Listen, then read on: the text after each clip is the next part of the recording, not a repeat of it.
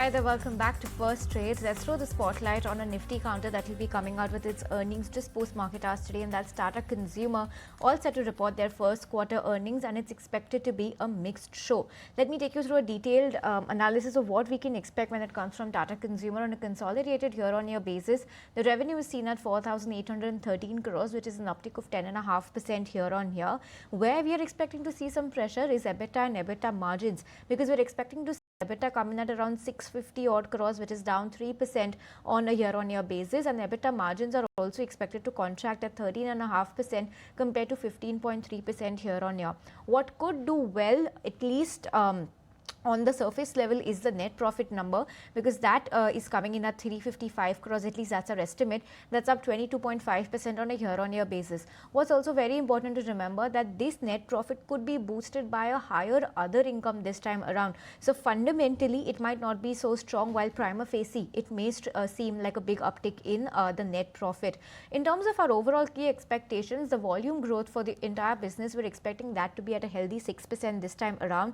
Tea volumes are expected to grow well at 3 to 4%, with a value growth of 6 to 7% on a year-on-year basis based on the price hikes undertaken in this segment. What could be slightly troubled this time around is going to be the entire Indian beverages, which is a ready-to-drink portfolio, and that could be muted due to the early onset of monsoon. So the summer drinks portfolio could see a little bit of a cut, and the ready to drink volume could grow 10%, but because of less sales this time around, the value growth could be absolutely flat. Let's move on to Tata Salt, expected to perform well, driven by higher volumes and price hikes.